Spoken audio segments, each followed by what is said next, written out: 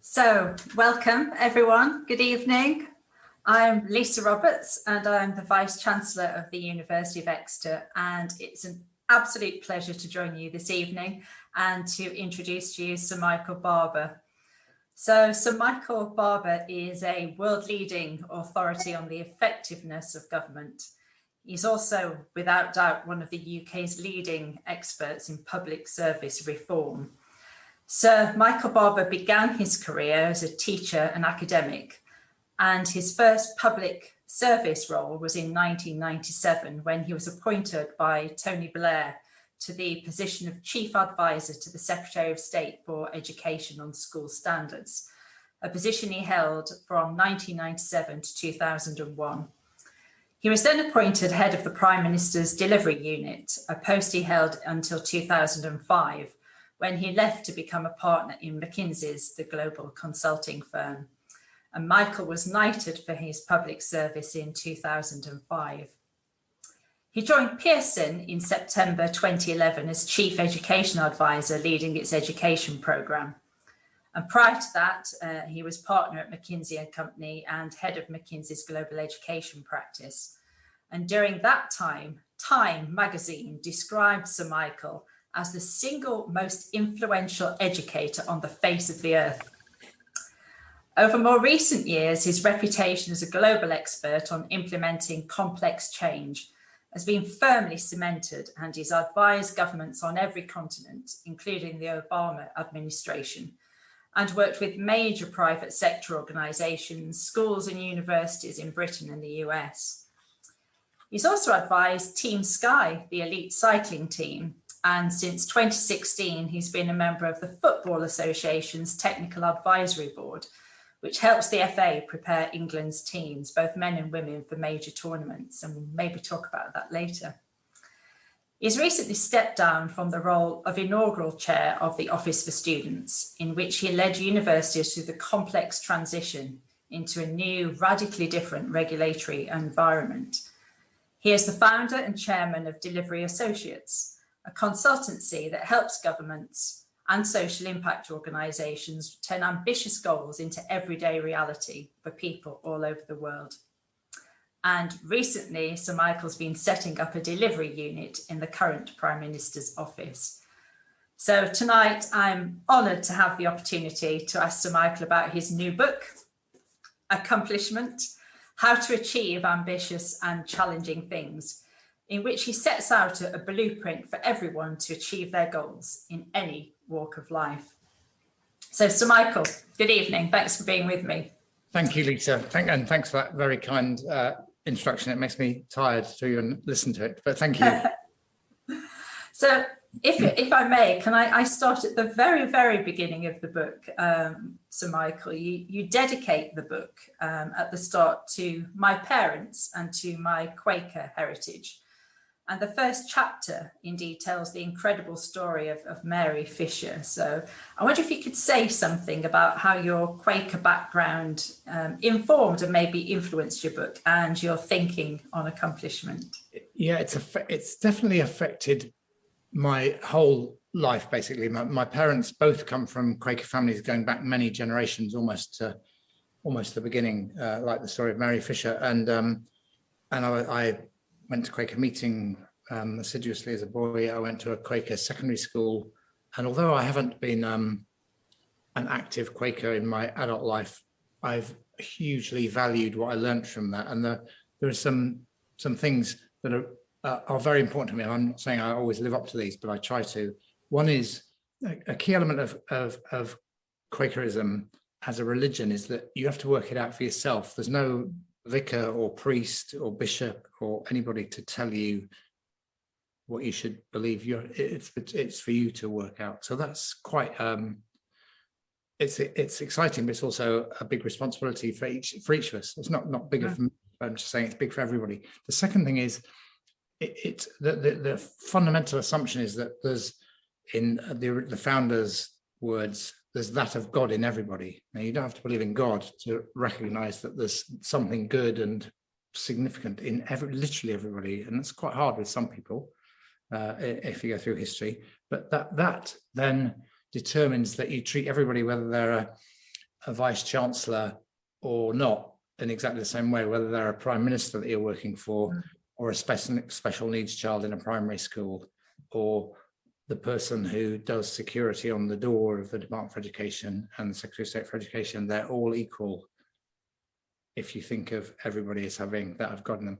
And these things have very much influenced me. In my secondary education, that was inculcated in me in the nicest possible way, actually, by my school, which I really liked. And then I also, by the way, got into history. I had two wonderful history teachers. So all of that, and my parents are both been dead for some time, but I hugely value what I got from them, and I wanted to thank them in writing, even though who knows whether they'll ever know. But I just wanted to put in that upbringing has been really important to me, and I've often fallen short of the ideals, but they're there, and I think of them every day. Thank you, Michael. And maybe I can now take you bizarrely to the very end of the book, and then I'll come back if you don't mind. So I've gone to the very end to start with, because at the very end, you actually define accomplishment, as you see it, as much more than something just being completed. You say, in your eyes, it means that something significant has been completed. I just wondered if you could explain the difference, and isn't it slightly relative depending on what you're trying to achieve and the scale of what you're trying to achieve? Yes, I mean, it's not an object. You could overdo being objective on that. No, I define it as both being significant and, but also as having some ethical content. Right? I would rather not see it. I would rather accomplishment advanced humanity and its place in the universe, rather than certainly took it back even. But the book is about ambitious and challenging things. And as I say early on, anybody can do easy things, and I'm in favor of people doing easy things, but they don't need to read a book about it. Yeah. But this is about doing ambitious and challenging things. And once you say that, by definition, you're talking about things that if you achieve them are going to have significance. So that's how I got to the definition. And Mary Fisher, who you mentioned in the previous question, is a classic servant woman in a house in Selby in Yorkshire in the very early 1650s, when Quakerism was founded, who hears George Fox, the founder of Quakerism, preach, and then decides she's going to go and explain this new vision of that of God in everybody to the Sultan of the Ottoman Empire, who's like the leader of the greatest power on the planet at the time. And off she goes, and I won't go through the story, but it's a brilliant story. And it's that empowerment that comes from, I'm responsible for the religion I'm part of, and I'm responsible for working it out for myself. I'm going to take on something ambitious and challenging. It was a great story, actually. Maybe you lots of twists and turns, yeah. And then just to go back then to the start of the book again, and you tell the story of Emil Zatopek, yes, arguably one of history's greatest ever athletes. And I have to say that your admiration for him shines through the words and the story that you tell. And you tell his story about him wanting to learn to run fast. So maybe you can just describe for everyone that story. But you also describe it, when you talk about him, the importance of how you do things, not just what you do. Yes. So perhaps you just share with everyone why you chose his story to start the book. Yes, Emil Zatopek, for those who haven't heard of him, was a Czechoslovak. It was Czechoslovakia at the time, runner who in 1948 in the London Olympics won gold in 5,000 and silver in 10,000, or the other way around, but he won 2 medals. And he talked about the London Olympics being the sun coming out and the liberation of the spirit. So I'd read about him when we had the 2012 London Olympics, and I was very inspired by the story, because then he went off to the Helsinki Olympics in 1952 and won 3 gold medals. He won 5,000 and 10,000, and then on the last day decided to run the marathon, which he'd never run before, and not just won it, but also broke the world record. So an amazing athlete. And he had basically redesigned training. And his until then training of long distance runners, they said, just run long distances, don't worry about how fast you go, but then also do some preparation for a sprint finish.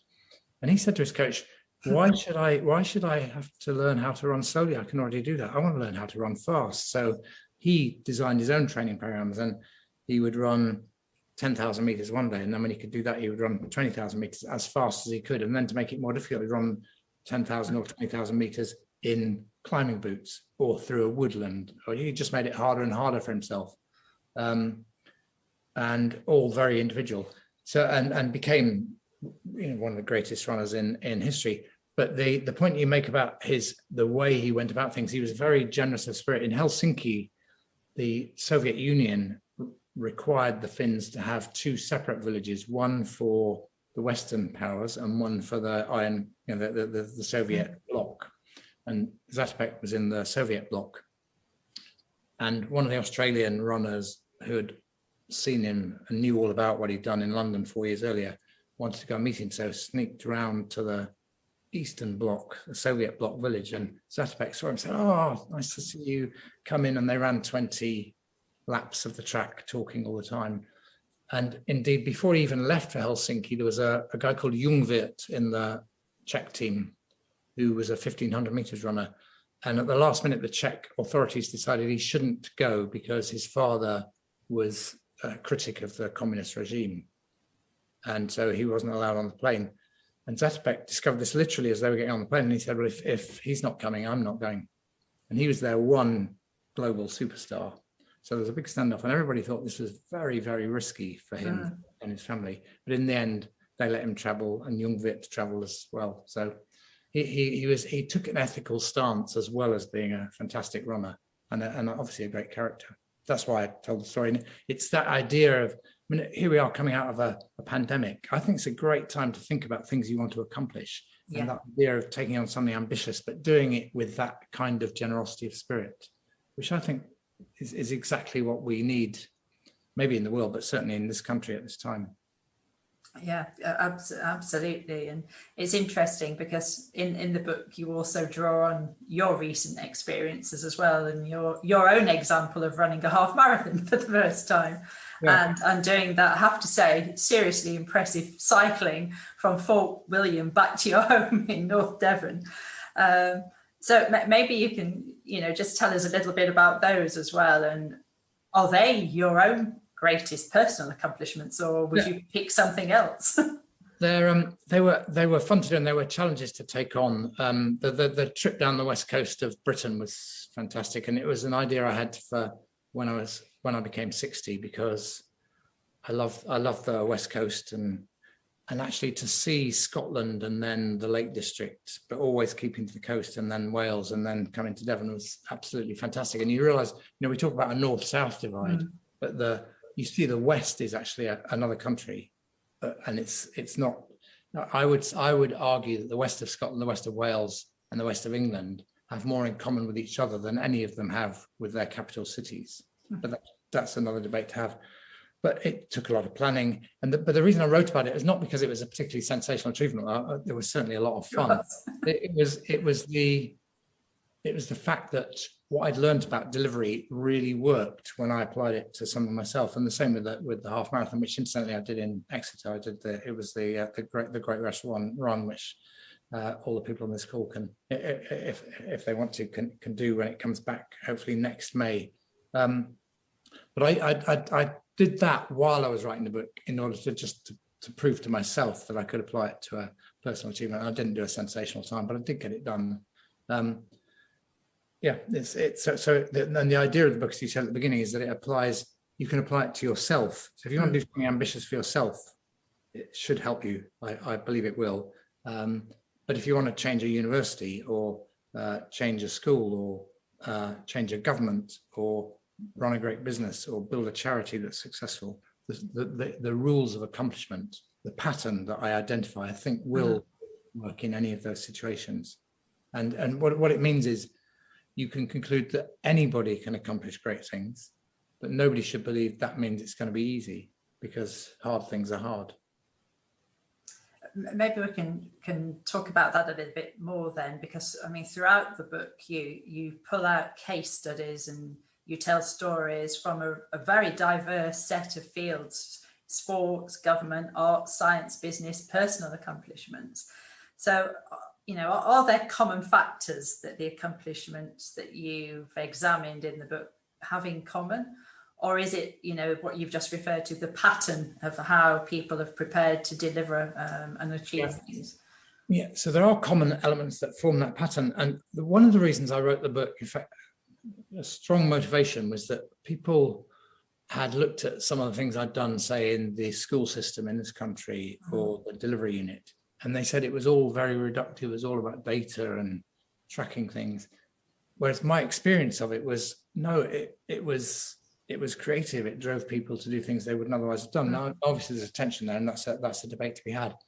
But then I thought, well, if this pattern occurs in art and music and sport and business and all those other fields you mentioned, then how can you possibly describe something that enables people to do those amazing things as reductive? So Picasso painting Guernica is actually a classic story of delivery, where he's got basically 3 weeks left to finish a masterpiece, and he gets it done, although he leaves the last little bit of painting to his mistress because he hates finishing things. But basically it's one story after another, and it turns out that it works in every field. I've got 2 fantastic women scientists in the book, one at Queen's College, Oxford, and one at UCL, one doing very, very small things like DNA and one doing very big things like space. But you see the same pattern. The woman at Queen's College, Jane Mellor, who's a fabulous scientist, she had a lovely saying, because one of the questions I ask people is, what do you do all day? So I found it a really helpful question. And she said, she paused when I answered that question, and then she said, I go into the lab every day with an open mind. I said, that's such a creative thought. So the pattern is there, and the pattern says, be ambitious, have a plan, but don't overdo it, but get started and then adapt the plan as you go along. Persist, don't get deflected. It's what I've seen over and over again in governments. They start off with a good plan, and then some crisis, and they stop doing it. They stop, but the thing you were doing before the crisis still matters after the crisis. So if you stop, you lose it. But crucially, anything ambitious, you have to learn as you go, because if you knew everything you needed to know to achieve it, it wouldn't be ambitious. It would be too easy. So you've got to learn as you go. So how do you design in your capacity to learn? Can you listen to people who are criticizing you? Can you see the data? Can you get the feedback rapidly? Can you adjust? Have you got people who help you think it through when you run into a problem? And then you want more and more people to support you as you get on with it. Sort of thing that applied, incidentally, to a new Vice-Chancellor. I think you've got to find the people who, and I know you've been consulting very, very actively. That's the way of unlocking people. And then the other thing, by the way, which certainly applies to governments and sports teams, is however well you achieve what you achieve, and let's assuming you achieve your goal, don't expect acclamation and adulation when you've achieved it, because first of all, you might feel a bit of a letdown, like you'll feel relief, but also there's a kind of, what do I do now moment, which is quite hard, which sports people talk about a lot. But also governments achieve things, but by then the media has moved on to another agenda, so they don't give you much credit for what you achieved. They slammed you when you started on it. So my argument all the way through, whatever you're going to do it for the right reasons. Do it because you think it matters, because it will make people's lives better, make the world a better place. And if you don't get adulation, then it doesn't matter, because you've done what you set out to do. You talked then about, listening to other people and getting advice and data and etc. But you also talk in the book about not needing to always rely on the experts. Yes. And there's a really great story about how a single word in a Lyndon Baines Johnson speech changed the course of the space race, not from an expert. I wonder, maybe you can expand on that. And you also talk about, not listening to experts too much, because then that might stifle creativity and innovation. Well, so maybe tell everyone the Lyndon Baines Johnson speech story, and then we can go on to the second part of the question. Just correct that. I'm absolutely 100% in favor of listening to experts, but not necessarily letting what they tell you be the sole driver of action. So you do need the experts, and university is a place full of experts, and you really want to listen to them, but they don't necessarily, they're not the only thing you need to consult when you're deciding how ambitious to be. that speech, I mean, everybody knows the fact that Kennedy promised to put a man on the moon by the end of the 60s. And there's a famous speech in 1961. I quote it in the book, and he actually is quite hesitant in the speech, unusually hesitant for Kennedy. And there's a bit of grumbling in Congress when he's making the speech, but he says, well, if you don't want to do it, you don't have to, but if we're going to do it, we need to start now. Anyway, they get on and he does it, and he puts the money in, and he really means it. And then it gets to, he has sadly been assassinated, and Johnson is president, and it's 1965 or 6. And Johnson goes to visit NASA. Johnson is it's important, he's a Texan by origin. He was a senator for Texas, and he knows about the space race, and he's always been into it because Houston's important. So he goes to visit, and he wants a speech, and this guy called Bob Hardesty, who's working in the White House, writes the speech for him. Johnson gets it the night before, doesn't really like it, sends it back to Hardesty now on the morning of the speech and says, there's no news in this, can you rewrite it? So he's got a few hours left to rewrite the speech. So he makes a few calls to NASA, and then he realizes the crucial thing, which is Kennedy said we're going to put a man on the moon by the end of the 60s. Mm-hmm. But he hasn't said we're going to put the first man on the moon over the 1960s.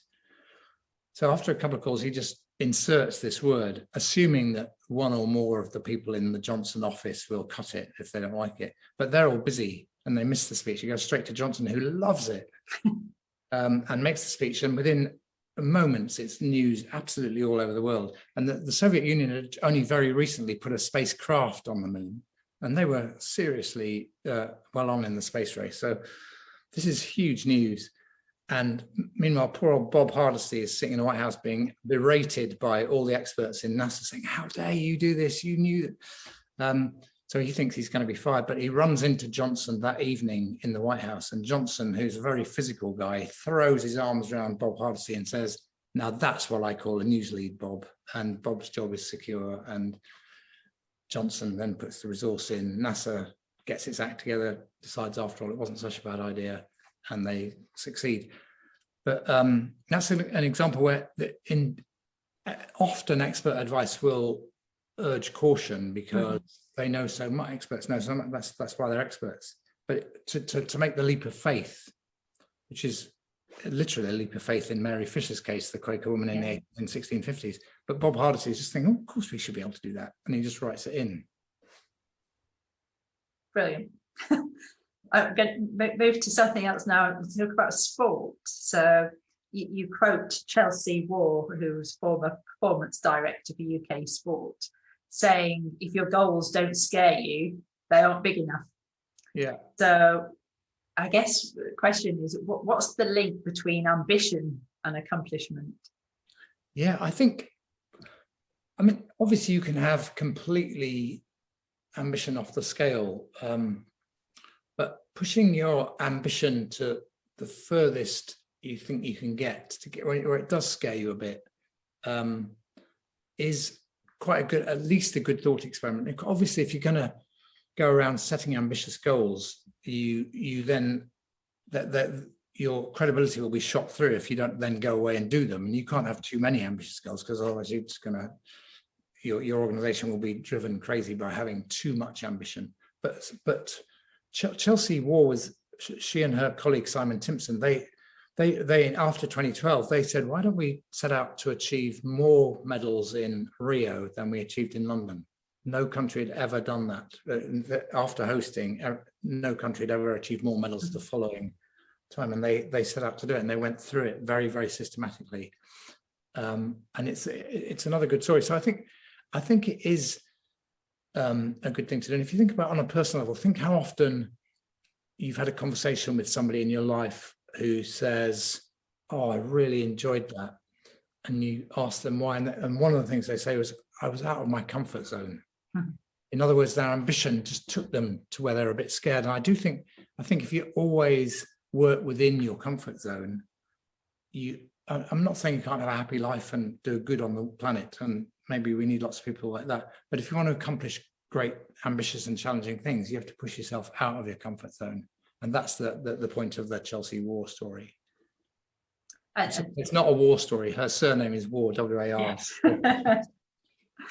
I guess the other sort of sports story in there as well was going back to something I said in the introduction, which is the role that you played working with this panel of experts with the FA, where the panel was full of experts actually outside of football who came to assist the England team in their preparation for the 2018 World Cup. And there was cynicism at the time as to what this group of experts from outside of football were doing. So I guess it did seem counterintuitive to many, but it worked. So it maybe explain how it worked and why it worked. Well, yeah, it's one. Matthew Syed was one of them. He's a journalist in the Times and the Sunday Times, and he's written several books. Some of your listeners will, some of the people on this will know his work. Rebel Ideas is one of them, and he describes in more detail than I've done in my book that panel, because he's a member of it. And he puts it down to cognitive dissonance, which is in any large organization, you need counter voices. You need within robust civility, let's say, so you can have a proper debate without falling out as human beings. And that's what that group brought. So we had Stuart Lancaster, who had managed England rugby in a World Cup, but actually failed, speaking very honestly about that experience. He's a great guy. We had Dave Brailsford, who ran Team Sky and now runs Team Ineos and has done cycling.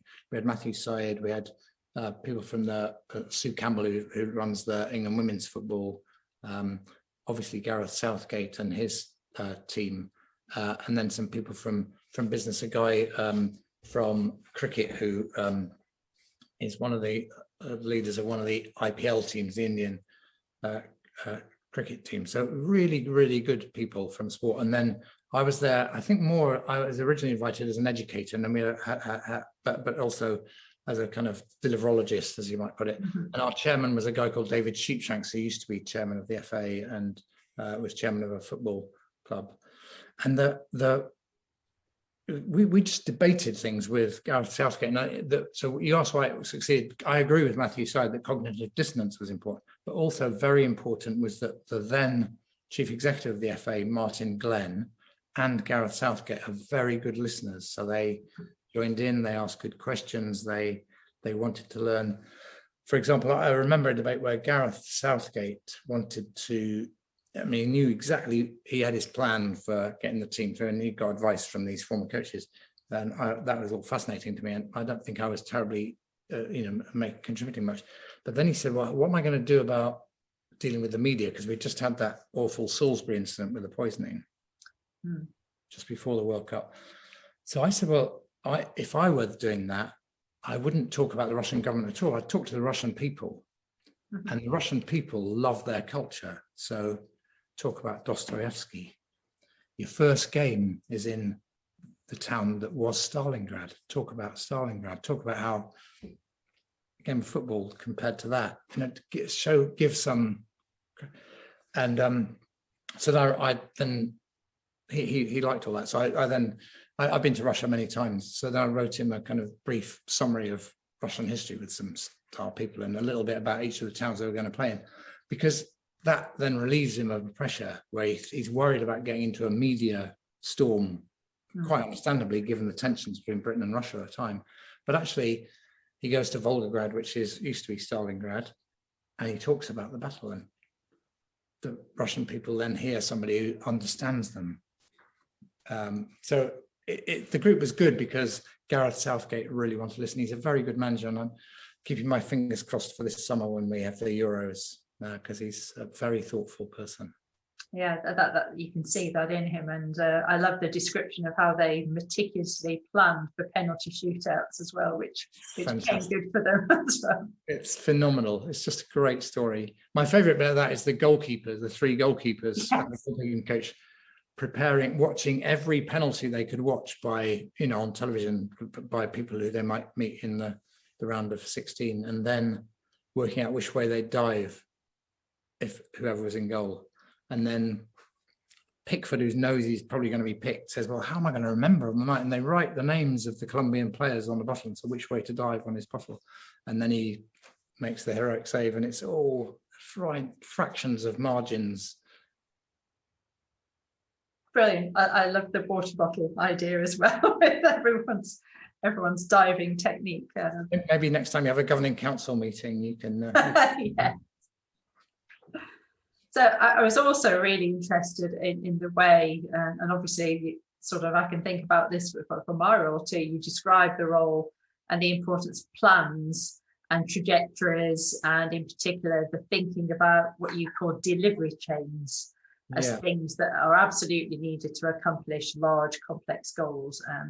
And I just wanted to ask you, how did you use those when you had the goal of radically improving standards of literacy in primary schools that at a time seemed like quite a daunting task to anyone? Yeah, it is. It's very, very important in any large organization to think through the delivery chain. So let's say it's the governing council of a university, or the cabinet of a government, or the minister in a particular department, or somebody who leads a large charity.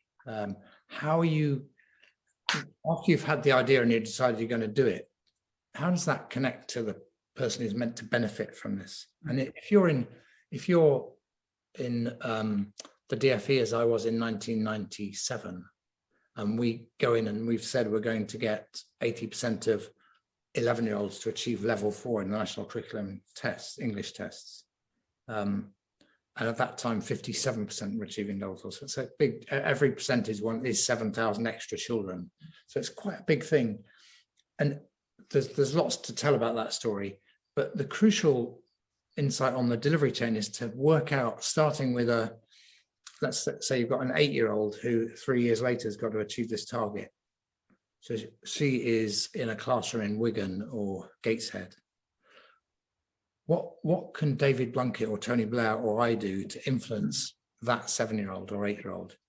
And well, we can help her teacher be a really brilliant teacher of literacy. She may be lucky, but she may not be. But we can get everybody. So that's the first bit of the delivery chain. We can also make sure in every primary school there's somebody who really understands literacy deeply, who can help that teacher, not just from the training they get at the beginning, but all the way through. And then the head teacher of the school has got to create the space for all the teachers to teach literacy well. So they may need to relieve them of some other pressures. They've got to make sure that we were giving them lots of money for books. They buy lots of good books that children will like reading. So now I've got a child, a teacher, a literacy consultant, and a head teacher. Then there's a governing body. Then there's a local education authority. None of those people are employed by the government. So far, I haven't spoken to a single person who's directly in a line management. And then I get to the 15 regional directors. They do answer to me. Each one has 150 local education authorities. They've got to influence the chief education officers, then 150. And those 15 answer to the head of the literacy strategy, who answers to me, and I answer to David Blunkett, and he answers to Tony Blair. Now we have a delivery chain, and you can map that out. And then you, at each level, you say, well, will it work? It might work in some places and others. What do we have to do to fix it? Are the relationships strong or weak? What are the pressures for change at each level? And what are the supports to enable a change? So if you're a teacher, in my description, you should feel some pressure from the head teacher on behalf of the governing body. Yeah, you really do need to give more focus to literacy. Yes, you do need to go to the training, and you will find it helpful, and so on. So, and then when you come back, if you've got questions, the literacy coordinator will help you pick it up and come and watch you teach and help you. So they've got to feel both the pressure to change and the support to be able to make the change. Pressure without support, they'll get anxious and stressed. Support without pressure will be very nice, but probably won't bring the change at the speed you want it. And you've got to think about that at every level in the delivery chain. And so when I work with governments, I think that through. People say that's very top down. It doesn't necessarily have to be top down. You have to think of it from bottom to top. But it doesn't need to be a top down process. It just needs to be a functioning delivery chain. It leads me to another point when you're working in government as well. So you actually talk about your time working with Tony Blair, and you describe how you had to fight to what you call build monotony into his time. Yes. And you actually say that this was one of the most important contributions that you made to UK government, building monotony into Yeah. the Prime Minister's time. So that was quite a surprising statement. So maybe you could explain that one. Yeah, it is very, very, to me, it is one of the most important things in government. I think it's also true in large organizations, dare I say, even universities, because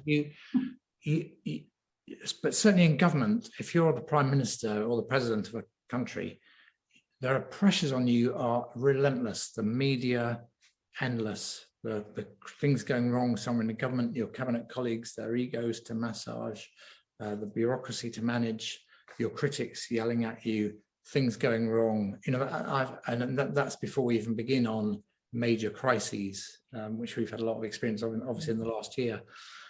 So if you can be elected Prime Minister or President and you can spend your whole life absolutely flat out just dealing with that chaos, and you'll get to the end of it and you think, well, I managed that okay. But what did you actually achieve? You were elected to do something, and it's in your manifesto, and you've got some priorities and some things you really care about. How are you going to get that done? And the answer is, or one part of the answer is, to build monotony. So every 2 months, Blair reviewed progress on his health reforms, all through the international crisis after September the 11th, 2001, all through the Afghan war, all through the Iraq war. I'm building that monotony in. And the story I tell in the book is that on September the 11th, 2001, I literally walked past Blair's office, and there's a huge melee of people advising him on how to deal with this massive crisis. And my first instinct is, I'm his delivery person. I should be able to help. I'll go in and support him. But then I hesitated, because I could see that he's got so many people and they're all expert on security and transport and international relations or whatever it might be. So I thought, actually, no, my job is to keep the domestic policy show on the road. So I talked to him soon afterwards. I said, look, I saw that situation. I don't think you need me. And maybe it's arrogant of me even to think that you might need me.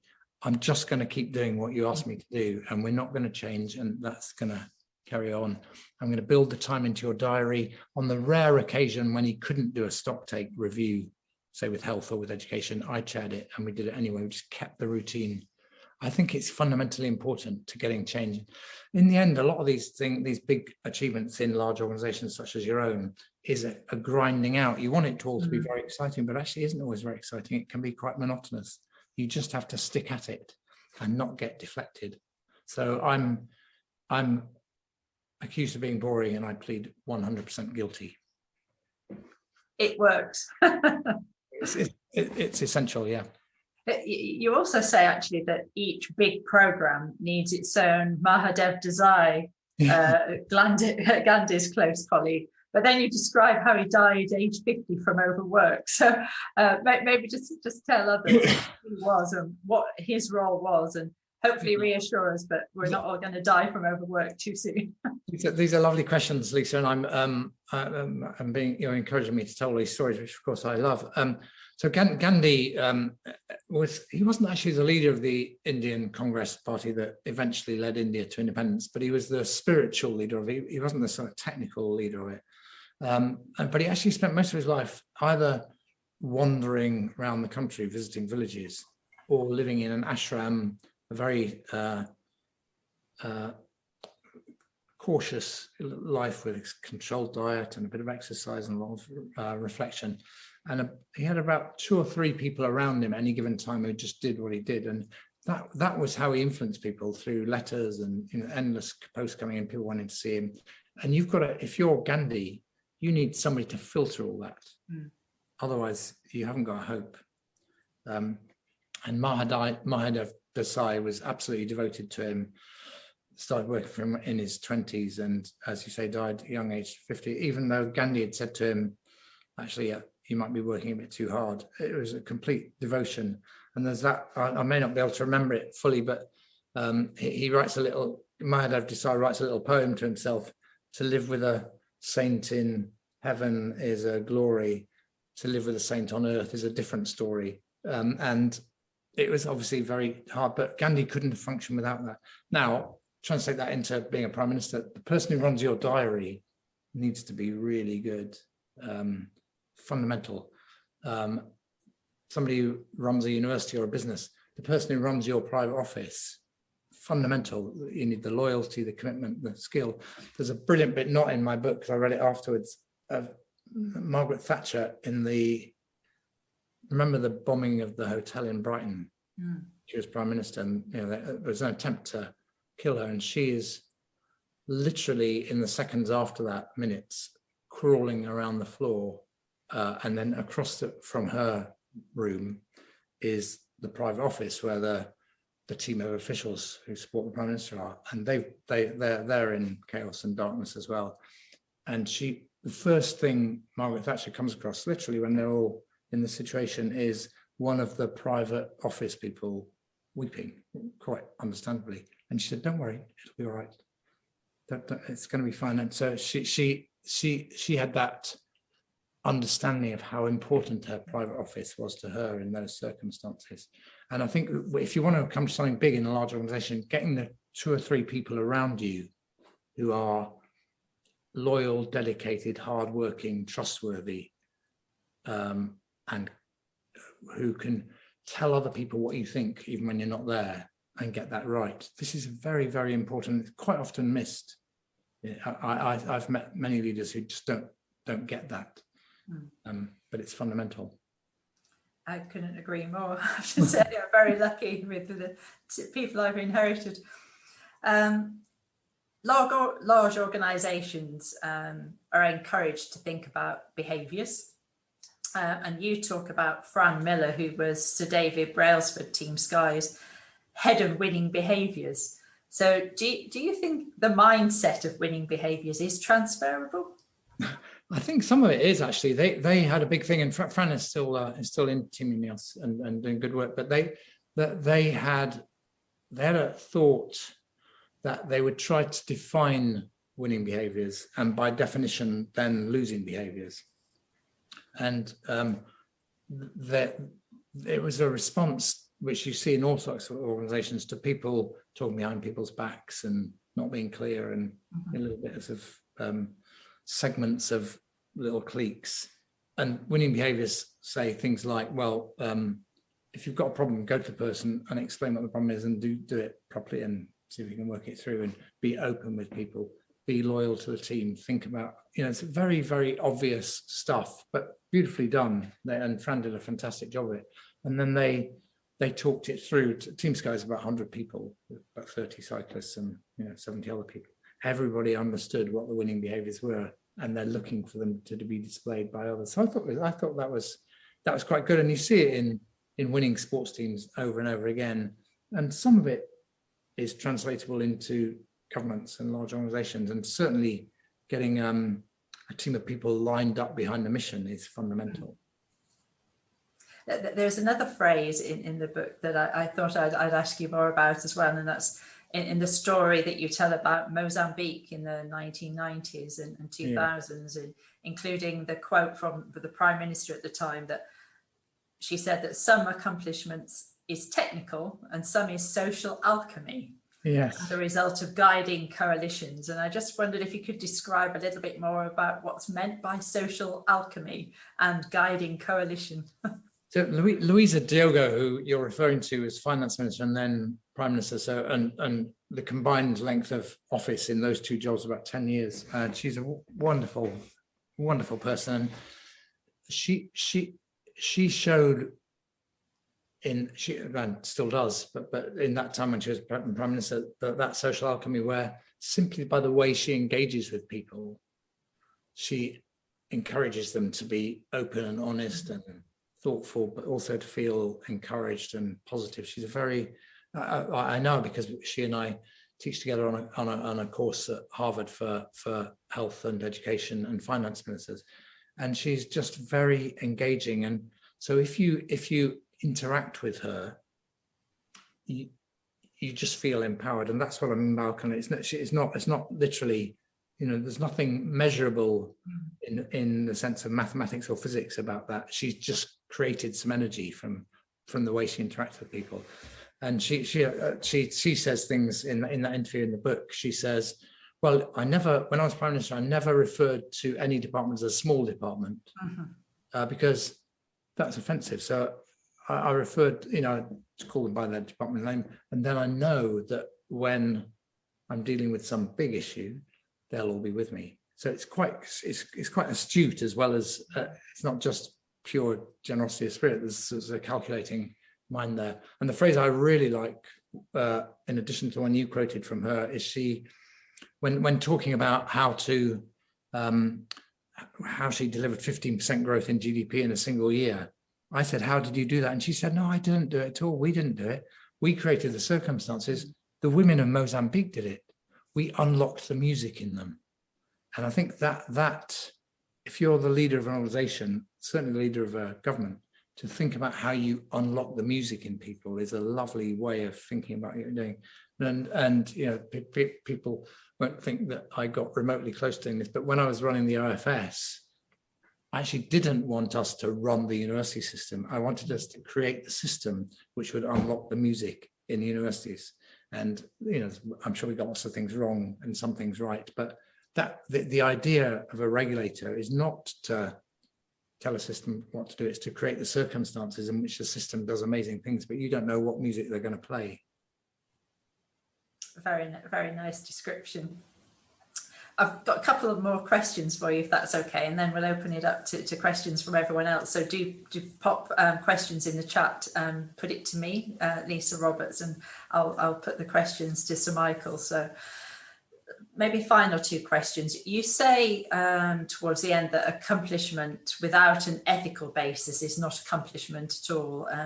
Again, can you just expand on that one a little? You touched on it earlier. Yes. Well, look ahead. Let's look ahead 30 years as humanity. I don't mean as Devon or Exeter, but as humanity. And you see some pretty massive challenges. Everybody is rightly conscious of climate change. There's challenges of biodiversity loss. There's all the creation of data, which is a wonderful thing, but it's also who's going to own it, how's it going to be used in the future. Do we really want a handful of big American companies to own all our data? There's some big ethical questions there. Then you go into biotechnology and the genetic engineering, space travel. You go through the things, all these things are going to happen. They're already happening. So the very definition of humanity is going to be brought into question over that 30 to 40 year period. I'm 65, so I might miss the critical phase of this, but we'll see. If you think, so I to take an example, imagine 100 years after Zatopek has won the marathon.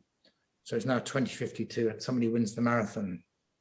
And the person in the bronze medal position says to the person who's won the marathon, well, we did exactly the same training. Your parents obviously did a better job of the genetic engineering than mine. So what then is the meaning of the achievement and the accomplishment? So accomplishment's going to evolve in its very definition.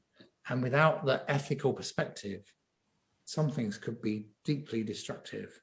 And that's it's true. It was true in Zatopek's time and before. You want accomplishments. I compare Gandhi and Lenin, for example, at one point in the book. But you can compare, but in the future, the very prospects for humanity are at stake unless we accomplish some very big collective things and accomplish them well, and unless we do all of that with an ethical underpinning. And what each of us does affects the whole, and so you can't do it anymore without, even if you could in the past. Very true, and that brings me nicely, I think, to my final question before I open it up to everyone else. So you end the book with an inspiring chapter about the accomplishments that we're going to need to make in the 21st century. Yeah. And you look back to Lincoln and Frederick Douglass for inspiration. I just wondered if you could say a little bit more about what you see as the big challenges ahead. You've just touched on some of them, and what you think we'll need to do to meet them. We all have to become much more conscious of the ethical case I've just been making, I believe.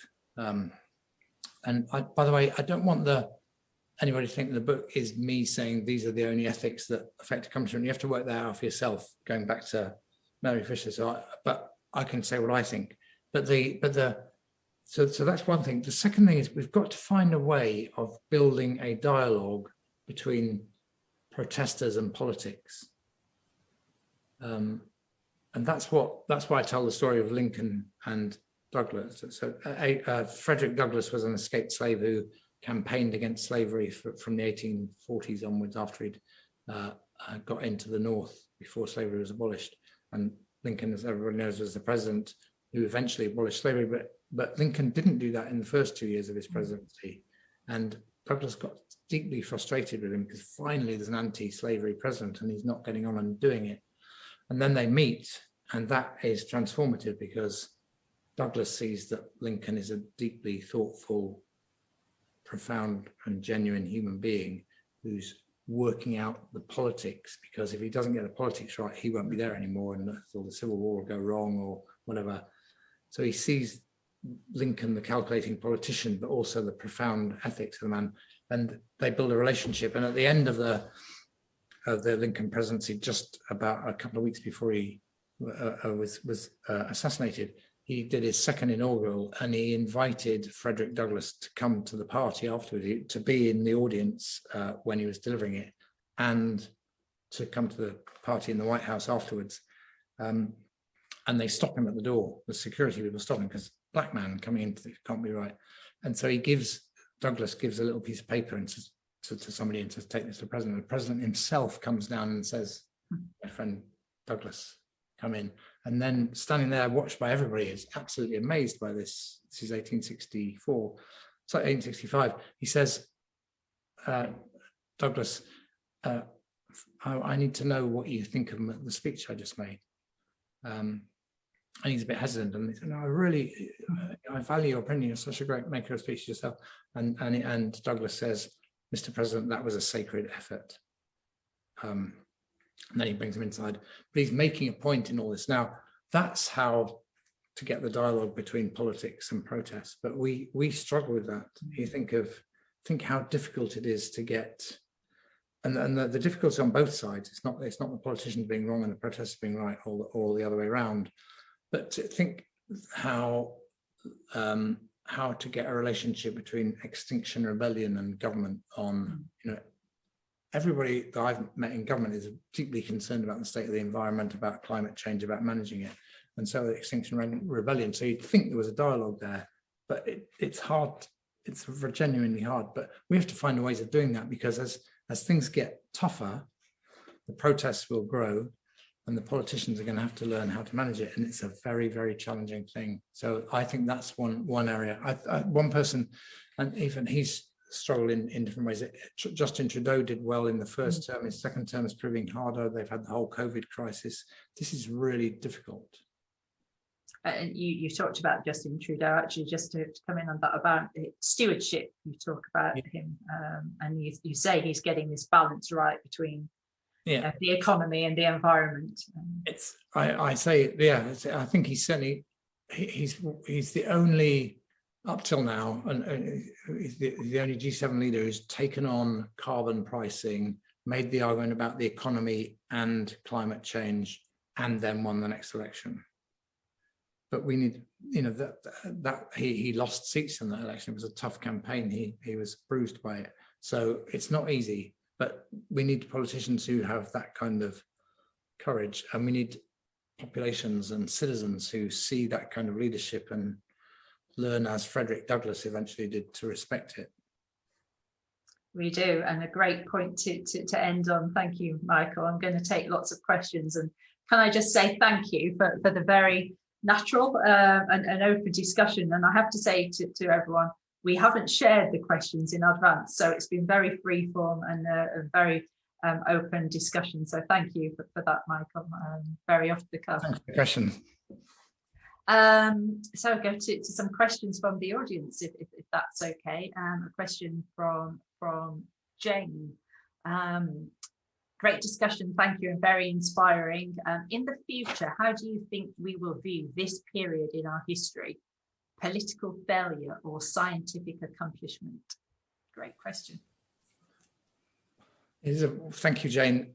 I really hope that let's say my grandson is 15. Let's say I would love him to look back on as this is a phase. I don't mean this year, but although the pandemic may help create the sense of this being a particularly historic moment, as when we learn what we need to get on the trajectory to solving the problems I've just been describing for humanity.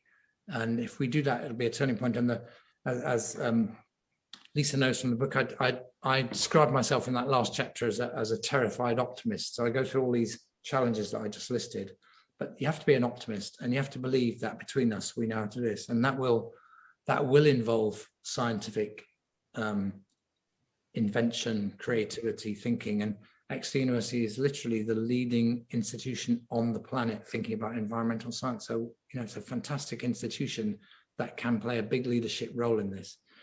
But we have to find ways, as I was saying, of getting the dialogue between the science, the public, and government.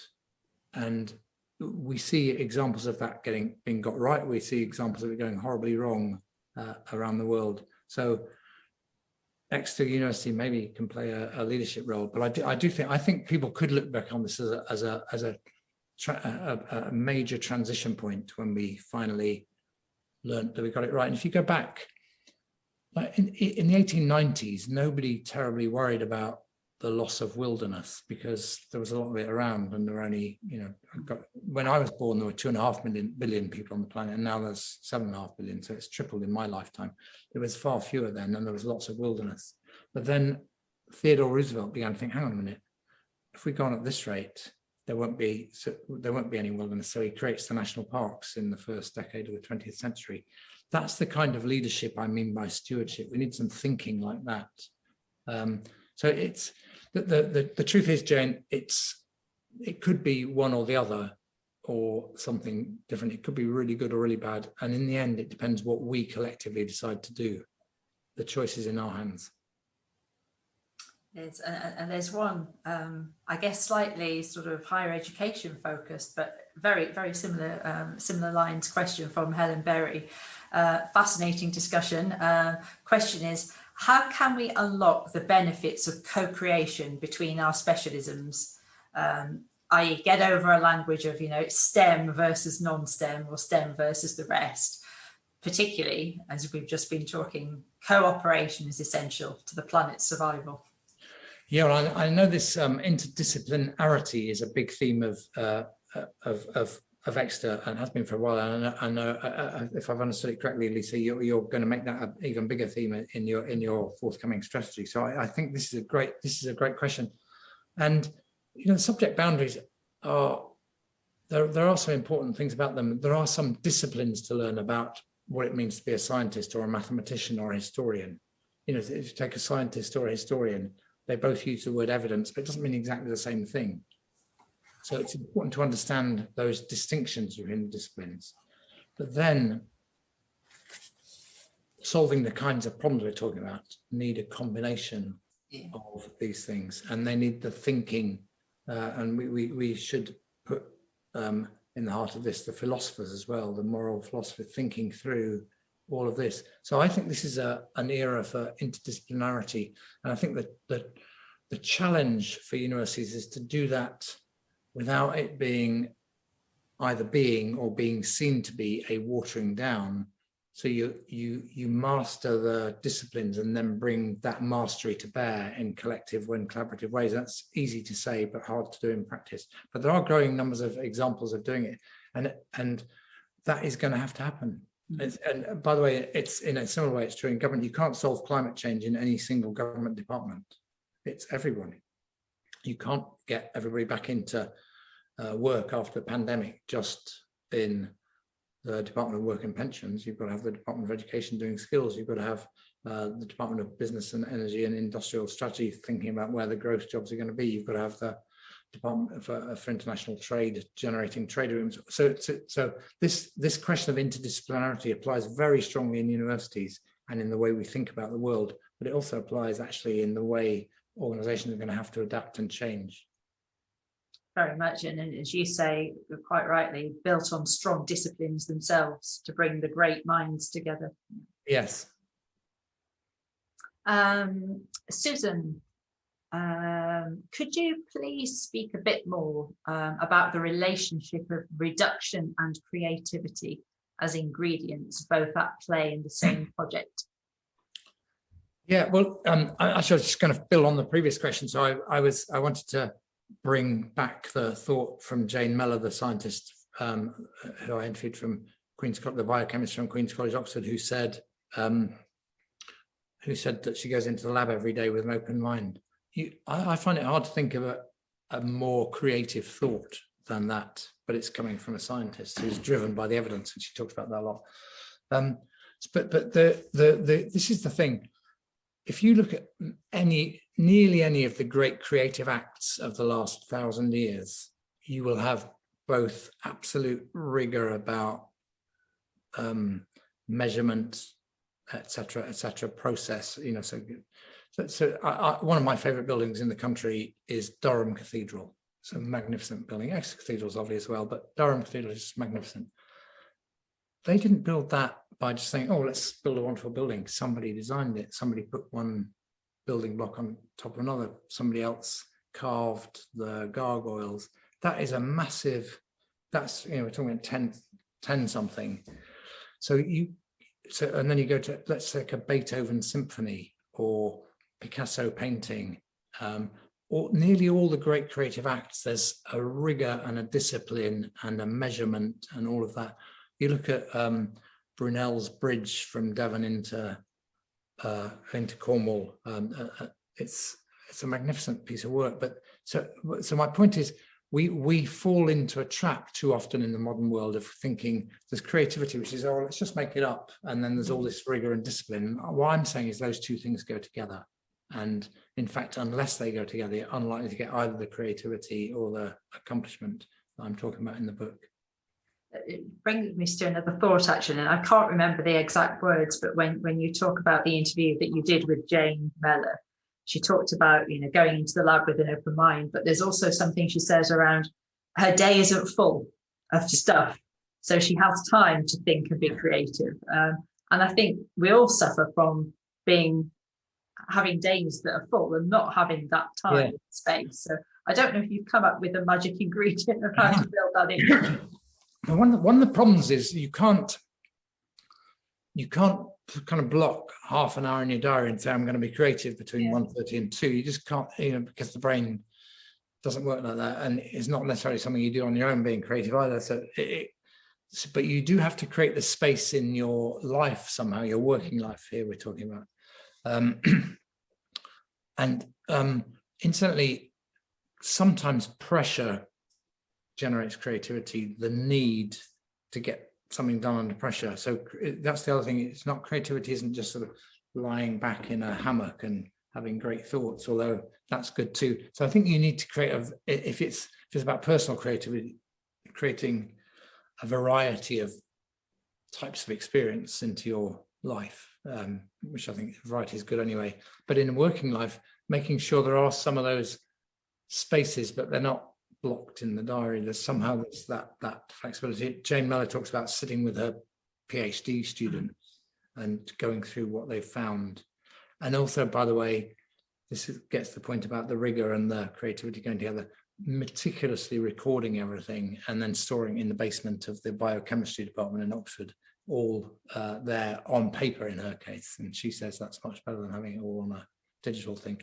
So I think yes, space does help. And obviously in universities, you do want people to be able to write and think and argue and debate and not feel the pressure. And we the OFS, I was very conscious, I'm not saying we got this right, of not adding to the pressures on an individual academic. I'm sure we added to the pressures on an individual Vice-Chancellor, but you're trying to create the space so that the Vice-Chancellor can unlock the music in the people in the university.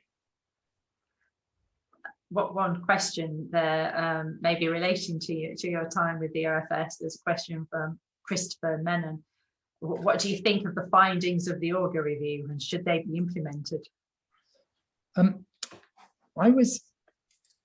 thought the report was interesting, good, and a valuable contribution to the debate. I've not been a big fan of reducing the sort of headline fee to students, which was one of the proposals. I was on the original Brown committee. You can argue whether it should be 9,300 or 9,000 or whatever it is, but I think it's broadly not unreasonable. I'm surprised that some universities didn't come up, or more universities didn't come up with lower prices for some courses, but that's, that seems to be the way it worked. That bit I was less excited about, but the big ideas, I think, we're having a single regulatory system for post-18 education. That I do think has got a lot of value in it, and I'm hoping that we'll see this current government. It's got, as you'll have seen in the Queen's speech, a bill on further education coming forward that will, I hope, greatly enhance the skills system. If you go back through educational history, as I've done, you see that we failed every generation on skills and apprenticeships and all of that compared to, say, Germany or Denmark or whatever.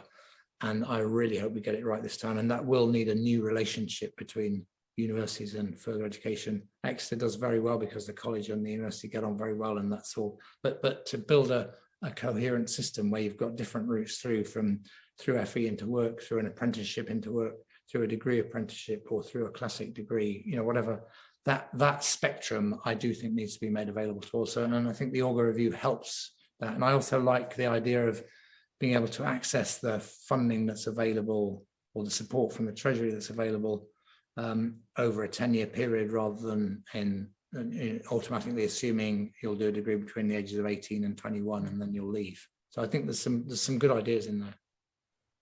Thank you, and please do pop your questions in. Michael has said he's happy to talk about absolutely anything, so don't be shy. Another question from Mike Shawnai. Does Michael feel that government have learned from the COVID vaccine response that seemingly impossible problems can be conquered with nationwide mobilisation, and would be willing to apply that level of ambition and resource to tackle climate change or racism or child poverty or other societal challenges? It's an interesting question, Mike. Thank you very much. I do think they've learned from the vaccine rollout, and I do think they've also gained confidence from it. They've done this big, very challenging thing better than almost anybody else on the planet, and that's really good. As you may know, I've been helping Boris Johnson set up a delivery unit, as Lisa mentioned at the beginning. That is now established, and the woman who has led the vaccine rollout is going to come and lead the delivery unit, but she can't come quite yet because she's got to finish seeing this through to a certain level. So I think that will be a direct moment of bringing that learning to bear on things like levelling up the country, preparing for a net zero world, and all those other things. So yes, I think the learning from the vaccine rollout will be directly applicable to this. Great. I haven't got any other questions in the chat, so maybe I'm going to ask you a couple of extra ones. Yeah, Chris Froome, obviously UK cycling star, was also quoted in your book as talking about bloody-mindedness and determination being needed, as well as obviously the planning and attention to detail that you quite rightly describe in the book. So is great planning enough to achieve something significant like he did, or do you need to possess that real innate determination and bloody-mindedness to keep going? There are moments when, and we've all been through it, either in our own lives or in our working lives, when everything around you is going wrong, and the temptation to give up or to just think, oh, sod it, I'll go and sit in the garden, is really high, and that's when the bloody-mindedness kicks in. So I think it's in the book, when I was repeatedly going to Pakistan over the last decade, one of the times early on I went to meet some people from all over the country on education reform, and they had agreed they wanted to get on with education reform because education was not good. It's got a lot better since, but it was not good. But they had this huge flood. I don't know if you remember, I think it was 2011, they had a huge flood, area the size of England underwater. And I happened to arrive, and obviously not planned, to meet these people as the flood was just beginning to recede, and they'd all been diverted from education to dealing with the flood because it's been an awful crisis. And they basically said, we can't do education reform anymore because we've had a flood. And I was very sympathetic to them actually internally, but I also felt bloody minded. So I said, did the flood improve your schools? To which the answer was obviously no. And then there was a long silence and I said, well, if you had this huge problem with education before the flood and the flood made things worse, how can you decide now is the moment to give up on education reform? Isn't this the moment you've got to do it? Now that is being bloody minded in a way, because they were shell shocked and they were wonderful people. Anyway, we got on and did it eventually. There are moments where you have to just be absolutely bloody minded about it, and you can be empathetic, and you should be, but not to the point of giving up if the thing that you've set out to do is really important. Mm-hmm. And a related question that's just come up in the chat actually from Rich Smith. He said his usual question when looking at performance and delivery is the role of failure and risk appetite, and interested in your view on that. Yeah, there was a bit I took out of the book simply because I didn't have space, which was about a series of failures that I was responsible for. So let me tell that now, because so in 1997 through 2001, as Lisa said, I was doing the education reform I was doing the implementation of it for David Blunkett, who was obviously the Secretary of State, and we had a very good Minister of State, Estelle Morrison, before that, Steve Byers.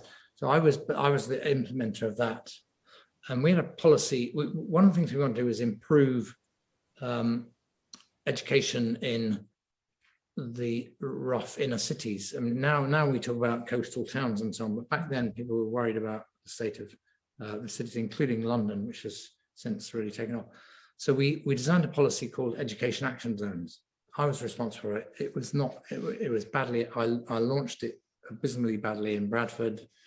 Last time I spoke to David Blunkett, which was last week, he reminded me of that disaster. And then after that, it never really got going. There were some good things done, but I wasn't trusted by the ministers on the subject. The team I had worked really hard, but I was never quite sure they got it right. I think the design was actually flawed. So anyway, eventually, after 2 years of sort of struggling with that, we came up with a thing called Excellence in Cities, we chose 6 cities around the country: Sheffield, Liverpool, Leeds, Birmingham, London, some Bristol probably. So anyway, I can't remember exactly, and we designed a kind of menu of things that they could do. And we also said to them, if you've got a brilliant idea yourself, so instead of the education action, we said, well, just come up with something, we'll see if you like it. We said, here's 6 or 7 things based on evidence we think you should do, or you could do, but if you want to do something else, just tell us and we'll adapt. And that worked much better. So we explicitly learned, so this is answering a question, so we learned from the failure of the first thing to get that bit right. At the same time, we intervened in the London Borough of Hackney. We had new powers to intervene in bad local education authorities. I lived in Hackney. It was really tough. It was a struggle at the beginning, but eventually that began to improve. And then from Excellence in Cities, we came up with the London Challenge, which everybody writes up as a great success because it did really massively improve London's education system. My argument is you couldn't have done, or we couldn't have done the London Challenge without the failure of Education Action Zones, the struggle with Hackney and Excellence in Cities, which on the whole worked but wasn't transformative. And then so what's the key message now? First of all, learning as you go, including from the failures, and not sweeping them under the carpet. But secondly, not giving up on the mission. The failure of inner city education or its underperformance was a problem. Mm-hmm. And if you design a policy that fails, that's not a reason for giving up, because the problem is still there. In fact, it's maybe worse because you failed. So you have to stick with the goal, but learn as you go. And learning from failure is definitely important. I quote James Dyson, the man who invented hand dryers that actually work and other things. His first vacuum cleaner, 5,127 prototypes designed in his back garden shed before he has one to put on the market. That's learning from failure. Absolutely. A lot of people would have given up after 127, never mind 5,100. Yeah. Talk about bloody-minded. There's something you're going to Couple of questions that have come from your phrase around unlocking the music. So a question from Tim Quine. What would be your first priority to unlock the music in a university community? I think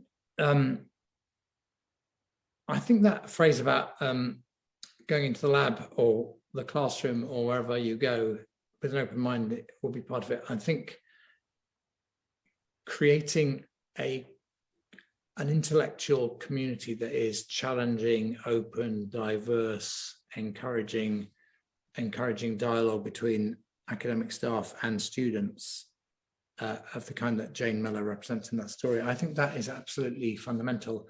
And you know, the debate in the media about free speech tends to get quite shallow. But when I talk about free speech, I mean that sense that you can have a really vigorous, open debate about these things, about the ideas. So I think getting that climate, and the people in the leadership positions, such as Tim and yourself, what you can do in the university is explicitly encourage or make appointments that bring diverse views within departments, across departments, as we were talking about before, and encourage that dialogue, and avoid groupthink either within departments or within sections of the university. And is a related one as well from Jerry Brown. Congratulations on your book. And how can we unlock the music in the game of football and its governance? Yes, now that is a great question, Joe. So I was born in Liverpool in 1955. I've followed Liverpool Football Club a lot. I've seen them play in cup finals. I was very happy yesterday when they qualified for the Champions League. The day after the so-called European Super League was announced, and Liverpool were one of the 6 English clubs, I tweeted, and I meant it absolutely from the heart, that if that went ahead, I would never watch Liverpool Football Club on television, listen to them on the radio, or watch them live, because I thought it was completely out of order, and I'm glad it collapsed. I do think, I think, well, we'll see how this inquiry goes. I think that it needs a new regime. I think the fans do need to be engaged, as people are saying. And I think but you do need it to be global, because, you know, it's one of our greatest, you know, if you list the things that Britain is good at, Premier League soccer is one of them. So you don't want to lose that. So I'm not quite sure what the answer is, but I do think the boards of football teams, I mean, you're an expert on governance, I know, Jerry. So, but the boards of football teams are not, they don't get the kind of cognitive diversity that I was just talking about in relation to the Football Association Technical Advisory Board. And indeed, one of the motivations for setting up the Technical Advisory Board was that they needed more than they got from their governance arrangements. So I do think there's more to do there, but I don't have a simple prescription. There's one a similar theme actually from Jane, saying, thinking of accomplishment in sport, does the size of the prize cause corruption? For example, in cycling or football, so it's important to win at all costs? Yeah, there's a bit of a debate about that in the book, and in the both about Team Sky and about the Olympics. Because I debated with Simon Timpson and Chelsea War whether their absolute obsession with winning had created some of that climate of bullying, and you can have a look at the book. They say no, you don't. That's a false choice. There's a guy who advises the England soccer team called Owen Eastwood, who's just got a new book out called Belonging, and he's very, very clear on this. That he used to advise the All Blacks. You have to have a story and identity that tells you where you're coming from and where you're going, and you have to create the circumstances where people can love being part of the team, feel comfortable being themselves, and do all the rigors that it takes to to be really good at the top, and that, you know, the boring, the endless practice and all the rest of it, all these things. So getting the combination of that is really quite tough. But I don't think the size of the prize creates corruption. I think people acting unethically creates corruption. But what the size of the prize does create is it will always, great sports teams will always push to the boundaries of what the rules allow, because that's where there's an edge there. And inevitably then some go just slightly over the boundary. And there's a follow-up question from the one we talked about, risk appetite, from Rich, saying, how accepting does Michael think we are now of failure in society? And he's saying, for example, the short tenure of football managers that don't get the results. And quite worryingly, he's added, and VCs on the end of his question. I don't know if he knows something I don't. But I think we are intolerant. I think we often don't give people time. And since we started on football, you know, Alex Ferguson was manager of Manchester United for 4 or 5 years before they won the Premier, the Premier League. I think they won the cup first. But anyway, but he could easily have been booted out. Jurgen Klopp, manager of my football team, they lost 6 home games in a row between the beginning of January and the end of February. Lots of managers would have been fired then. He wasn't fired. Why? Partly because the team really respect him, and I think genuinely in the broadest sense love him, and the fans know that he's engaged them. So I don't know what the board even thought about it, but he's got the bonds and the relationships and the guiding coalition and that sense of being part of something, and they see him as part of Liverpool and their identity, and so they tolerated that. But you're right, people are very impatient, and one of the things I talk about in the book in relation to accomplishment is it's often an implementation dip between when you get started and when you get success, where things get worse before they get better. And quite often football managers a manager gets fired in the implementation dip, which is that they've missed the fact that there will be an implementation dip. The other thing, by the way, is how you set up to succeed, how you announce it. If you overdo the hype at the beginning, you make the implementation dip almost inevitable, and so you set up a risk of failure.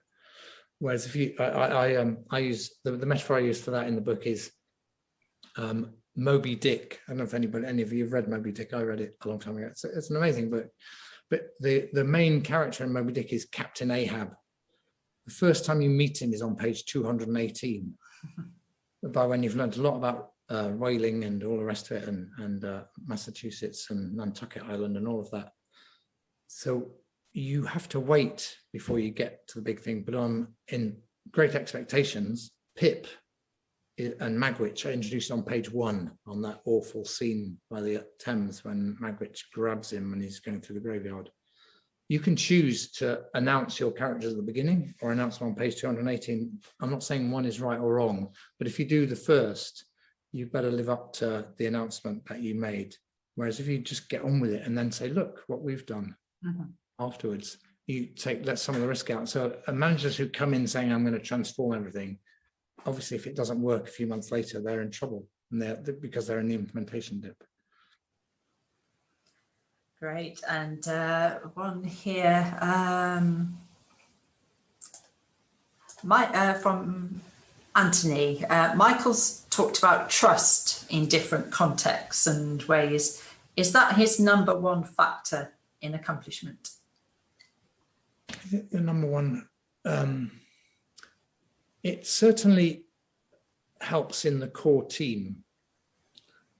There's a whole big theme about trust in politics and government in the world now, actually, which needs some debate. But you don't need it to get started. So I'd start with ambition, what you want to do, but you do need to build trust over time. And if you're new to an organization, or sometimes you'll start with a fair wind, and then the going gets tough. And how you manage individual relationships is fundamental to trust. So trust is definitely important, but I wouldn't put it as my number one, because it's an outcome of the way you conduct yourself. And I think if you can, if you get the relationships right around the goal you've set, then I think trust will come. Not perfectly, but it's very important. But it's an outcome of some other things. So I wouldn't put it number one, but I would put it very high up. Thank you. And I've just been given time, so we probably have time for one more question. And I've got a cheers, and I'm going to be quite parochial. So we've got a question here from Karen Matic, and saying, given all that you've spoken about this evening, she'd be fascinated to know what your advice would be to us at the University of Exeter. Well, I've loved being associated with the University of Exeter. I had an honorary doctorate from some years ago, I think more than 10 now actually, and been on the governing council, and I've followed it with interest, and I live in Devon. So it's an institution I feel very passionate and devoted to, and excited about. And I do think oddly contrasting things. One is, what can you be best in the world at? And environmental science is one example. Or if you want to put the question more harshly, what's so good about you? So think about the things that are really good and make more of them. And that, I think, environmental science, interdisciplinarity that we talked about, these are big opportunities for Exeter. So those are big global things, and your global leadership has grown dramatically over 20 years and can grow further. Then the odd contrast is, I also think at the same time, really embedding yourselves in your local community. As I know Lisa is on the Exeter Place Board and the former Vice-Chancellor as well. And so you've got big connections to the city, the school system, the college, the surrounding area. And both of those things are really important. And then I know you've also got a big push coming on access and participation, and access from participation of students from state schools. You put those three things together, I'm sure there's much more to it than that. Those things are good. And obviously there's lots of academic departments that are doing fantastic work. I know the medical school, for example, and I'm as somebody who's trained in history, I follow what the historians do. So there's lots of great work, and everybody doing great work every day for students is, in the end, they're the people that talk about you out there. And I think I say this to all vice-chancellors when I meet them: tell people nationally, globally, and locally what you're doing. Don't let them think you're an ivory tower. Just let them come and see the amazing stuff that you do. It's a fantastic institution. I feel really positive about its future. Thank you. Good place to end. So do I. And I have to say, all of those themes that you've just talked about, Michael, have come through loud and clear in our strategy development work as well, which is good to hear. We better let you go. Can I say a huge thank you to you, to Michael, and to the audience for absolutely fascinating and really stimulating discussions. Thanks for being so open and free with your comments and discussion. Really, it's been a huge privilege to talk with you this evening. And I hope that it's inspired many other people to read the book. I'm sure you'll enjoy it. University Bookshop can order it for you. The link is in the chat, so please take advantage of that. And there's a specially discounted price as well that we've negotiated through the University Bookshop. Thank you so much, Michael. It's been an absolute pleasure. Thank you, Lisa, for structuring it and engaging the conversation so beautifully. And thanks to all the participants for fantastic questions. I know the team that you'll be thanking afterwards, but I'm going to get cut off because that's how it works with technology. So I just want to say thank you to Helen and all the others in the team who've helped plan this. Thank you very much. Bye-bye, everyone. Thanks for joining us.